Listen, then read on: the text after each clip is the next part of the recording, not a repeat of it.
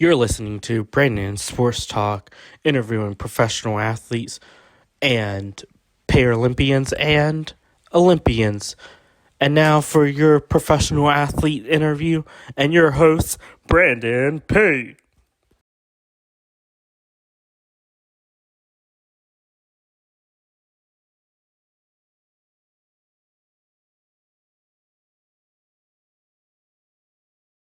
We could be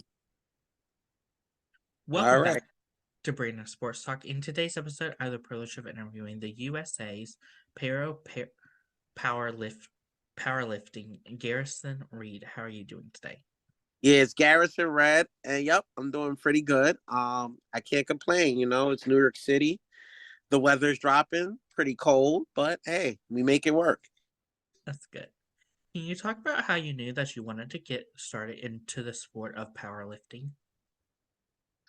Actually, the sport of powerlifting kind of found me. I was in the gym on an ordinary day, just working out, just to stay healthy because living with a spinal cord injury can be quite difficult. There's a lot of secondary issues that start to arise over time. So I just was in the gym casually, and someone comes up to me, my boy John, Jason, and then he took me to a wheelchair football practice. I met with another incredible person, John Hammer from the Wheelchair Sports Federation, and he, saw something in me. He said it looked like you could be a Paralympic medalist one day. He said, "What sports are you interested in, or do you want to just try every sport?" And for the most part, I was down to try every sport as long as it was an individual sport. Because of the fact that I just felt that in a individual sport, I would be able to excel at a faster rate versus a team sport. And I started wheelchair racing with the New Jersey Navigators. That's one of the top adaptive sports clubs in the country. And through wheelchair racing, my coach entered me in a powerlifting meet, and I did well. Team USA gave me a call. This was back in like May of 2018. I did well at the meet with little to no experience in powerlifting at that particular time in my life. I was able to lift 250 pounds, only weighing 125 pounds, and it's been history ever since. What was that experience like going from wheelchair racing to powerlifting? Uh, it was a pretty well. I did like wheelchair racing, so the experience more or less was I didn't have to worry about cardio as much anymore. I'm not a big fan of endurance. However, it was great to see that you can have skills that are that can translate to another sport where you can be successful just by learning one sport. So it opened up a lot of doors for me just doing the wheelchair racing. For you, what was that like getting to compete normally in powerlifting versus competing in a competition? All right, so well, typically in powerlifting, like able body powerlifting, there's three lifts: the squat, the bench, and the deadlift. Um, so I never really it's funny, I never really started out like powerlifting at I say the novice level. After my first competition where I did pretty well with no experience, I already went to like the world class level essentially. So I didn't have like the middle part of learning. So essentially I didn't know. Like what you don't know pretty much won't hurt you and it goes back to that. So I didn't know anything about powerlifting. So being that I had a good trainer that's pretty fluid in the sport and knowledgeable in the sport, which is Sean Gaglione, I just pretty much went off of some of the things that he said, and the stuff that he said led the foundation. So that way, when I did my own research on ways to get stronger, it started to overlap and coincide. So the stuff was pretty much the same, just said to me in different ways. How was that training like preparing to make the Team USA team? It's challenging. So, in powerlifting, and people that's not familiar with the training aspect of things in general, you do like a period of periodization. So you spend a couple of weeks trying to get muscle. The more muscle you have can hopefully transfer into the more strength that you can gain. So you do a period of hypertrophy, then a period of power, and then a period of strength. So you start out typically doing workouts where it's like 8 to 12 repetitions. And then by the end of your, and that's typically at a lighter weight. So the intensity is a little bit lower. But as your training cycle goes on, you start to incorporate other movements, and you would drop the reps, but the intensity would be higher because you'll be lifting heavier weight. What was that feeling like getting to represent Team USA and making that Team USA team? That feeling was, how could I put it? Because I'm still kind of like living in it, but it was tremendous. Being that I'm able to represent the country in the sport and to be recognized as the best in the country and one of the top athletes in the world in a particular sport. It's very empowering. And then, I use that as a platform to help other people learn more about spinal cord injuries and bringing awareness to them as well, bringing awareness to the injury as well. What was that experience like for you getting to travel to Chile and getting to compete in a powerlifting competition? Well, Chile was amazing competing at the Parapan Games because typically when Team US, so how it works, it's typically most competitions, you only compete, you know, in your sport, whatever the world championship is or whatever the World Cup is, it's just your sport that attends that particular competition. But something like the Parapan Games is pretty much a smaller version of the Paralympic Games. You meet athletes from all sports. You name it, table tennis, um, bocce, tennis, regular tennis, basketball, and so many other sports. I can't even name all the sports. Archery, things of that name, sports like that, air rifle shooting, and you develop that sense of camaraderie. Like you develop that sense of unity that we all here to do our best and perform at our best. And yeah, we're representing the country just like Olympic athletes represent the country. There's no difference. While in Chile, what was that like getting to represent Team USA and getting to compete? That was amazing because so typically when because I've been representing Team USA in competition since 2019, and being at Chile was the first Parapan Games in my quad since I started. It was a priceless experience. Like words can't really describe how it was to be out there, but it gives you a sense of like you did good, you made it, but there's more work still to be done. For you, what was that feeling like getting to put on that uniform and getting to represent Team USA and having Team USA on you? I didn't. Can you repeat that question for me, Mhm. please? What was that feeling like for you getting to put on that uniform for powerlifting and getting to see Team USA on your chest? I mean, the first time I put it on, it's like wow, you worked for something, um, and the reason why I always say I'm still living it because my goal is to medal, and until I medal, I'm always gonna say like there's still more work to be done. But yeah, just being able to represent the country, it makes you become proud of yourself. What are some of your routines and rituals before competitions? So some of my routines is I eat cereal. That's my eating routine. I'll eat like plain cereal, no milk before a competition. I try to isolate myself. I like to stay to myself. One of my big things is I got to make sure I always wear a different pair of Jordans to each competition. Uh, that's just I guess, I try to bring some swag to the sport. And yeah, but I try to stay in a calm space. I don't really like speaking to people prior to my competition. I like being alone, so that way I can focus and lock in to start, so that way I can have a great competition. What does it mean to you to be a powerlifting athlete?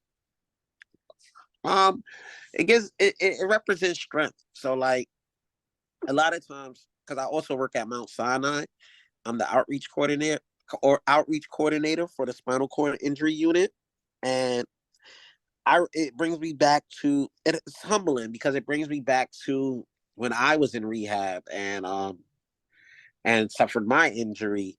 I didn't know that there was so many other opportunities out there for me, and being considered one of the strongest in the world, whether I have a disability or not, is always a feat that not too many can say, because I also compete against able-bodied individuals in powerlifting, and you know, for them to see, what I go through, my circumstances, and to continue to persevere, I think it's uplifting for everybody as a whole. What has been so far your mama I made it moment in your powerlifting career so far? My mama, I made it moment. Oh, that's a tricky question because on one hand, the mama I made it moment came probably when I competed for my first time, I think in Tbilisi, Georgia. No, my first competition was in Manchester, United Kingdom, actually. So I guess that was like my first aha, like I'm going somewhere with this. Um, and then I guess, the Parapan Games, that was another that was a great experience. And I guess everything in between. But yeah, I'm still living in it. I guess when I make the Paralympic Games, that would be yes, I'm here now. Who are some of the people that you look up to in the powerlifting community? Oh, so one of the people I look up to, so a lot of them is my teammates, believe it or not. Like Ahmed Shafiq, he's one of my um I guess you would say like mentors in the sport. He helped me tremendously just with like technique and things of that nature and understanding the sport because he's been in it since like the 90s. So he got experience. And my boy Bobby Body, he set the Parapan American Games world record. So, those are I usually look up to my teammates. I've never been the type of person to really like have role models outside of like my close niche group, bunch of people, whether it's like my close friends or families. But yeah, I would say Bobby Body and Ahmed Shafiq are two of my people that I look up to in the sport. Yeah. What is that like, obviously, getting to compete alongside people like Bobby Body and Ashley Dice? So that's amazing, because I know like not only do I know them like personally being my teammates, but knowing them as an athlete as well, and get to see them, achieve some of the goals that they work hard for, it's always amazing feeling to just be there, and to be a part of it. So whether if Ashley competing, Bobby competing, rooting for them is just as like empowering for me as me competing as well. Of course, for you, what is that feeling like getting to meet your fans and having them ask for your autographs and photos with you? I'm still getting used to that in that portion of my life. Like I still wake up every day and I just think of myself as Garrison, ordinary Garrison. But sometimes when I go outside, people want to, take pictures with me and stuff like that. And that's something that comes with it, something as you growing, you begin to learn how to deal with your success in different ways. What is that like getting to travel all around the world and getting to compete against some of these different countries like Canada, Mexico, Argentina?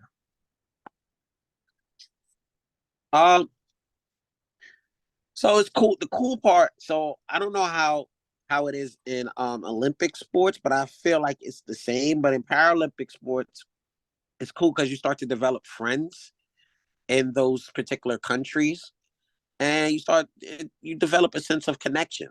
So while we're competing against each other, we're not friends, but as soon as, we're off that platform or that match has ended or that game has ended, we go back to, the same issues that we all deal with worldwide, such as, we have to stick together because of the lack of accessibility in this world and the last lack of inclusivity as well. So those are some of the things that, are my highlights. As you train to make the Paralympic team, what are some of the things that you're doing now to help you to prepare for that Paralympic team in 2024? Well, I've been training. I've been focusing more on my nutrition so that way, I'll get the most out of my body. Um, Nutrition and recovery is just as important as anything else.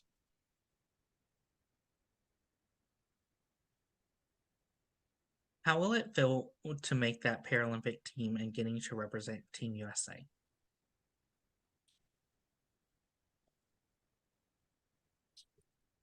It'll feel amazing.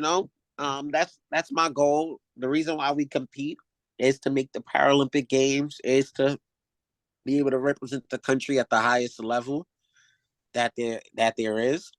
And not only is it important, is it a big deal to make the Paralympic Games, but you want to win. You want a medal at the Paralympic Games as well, because then you create an opportunity to change the world, not only to change a lot of people's lives, not only your life, but also your family lives as well and other athletes' lives. So, that's one of my motivators for continuing to work hard in the sport.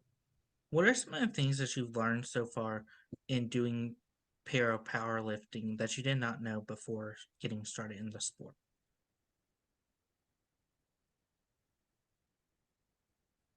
Some of the things I repeat. What are some of the things that you have learned so far in doing powerlifting that you did not know before getting started? Oh, the whole sport, because like I said, I was just ordinary Garrison, and then they put me into like powerlifting. So I didn't know anything about powerlifting prior to entering that first competition. I was completely all I knew that I had to follow the commands, and if I follow the commands, that would be the way to go about it. But yeah, like I didn't know much when I first started. I learned on the job basically. What advice would you give those adaptive athletes out there that are looking to get started in adaptive sports? One of the advice I would give them is to try every sport. The reason why I say to try every sport is because your skill set might transfer over to one sport better than another. So don't sell yourself short by, focusing on one sport. I see a lot of people typically do that. They would engage in a sport that's either most popular or that's given the most access. But and ask questions, reach out to people. If there's something you see, like especially on social media that looks interesting, reach out to whoever, listed it and see if, ask questions, learn more about it. What advice would you give those college athletes out there that are doing powerlifting and weight training that are looking to go professionally? So I would tell them to stick with it. Um, with powerlifting and weightlifting, strength is not linear. Like you don't go straight up vertically. So it's going to be a lot of ups and downs. It's more like a roller coaster. However, stick with it. I think it's a great sport. Try to stay as healthy as possible. It's always good to be strong. Being strong will assist you with a lot of your daily routines, whatever that is. Even, I don't know what people do out there, but just being strong is always a good thing. What advice would you give those people that are looking to go make the national team for Team USA or Canada and then one day make the Paralympics or Olympics? So the advice I give to them is to keep working hard. Stick to their training. Don't get discouraged when things are not going your way. And yeah, that's basically what I would say. Don't try to stay positive at all times, and yeah, try not to get discouraged when what you're when you expect a certain outcome and you don't get it. So That's great advice. Where can my listeners find you at on social media? You can find me on Instagram at Garrison Redd, GarrisonRedd. Facebook, same thing, Garrison Redd. You could Google search me, Garrison Redd. Everything is my name. So YouTube, Garrison Redd. I'm everywhere. Thank you again, Garrison Redd, for your interview and best luck in your future as a Team USA Para Powerlifter. I didn't hear you. Oh, thank you, man. Appreciate you, Brandon. You know, it's going to be a good future. So I'm glad you got an opportunity now to come along and enjoy the ride. Thank you. You can find Brandon Sports Talk on Instagram at Brandon Sports Talk, Twitter at Talk_Brandon, and you can find me on YouTube at Brandon Sports Talk. Don't forget to like, comment, and subscribe. Thank you again, Garrison Redd, for your interview and best luck in your future. Thank you. You've been watching Brandon Sports Talk. Please feel free to like, share, and subscribe to Brandon Sports Talk on social media and on YouTube.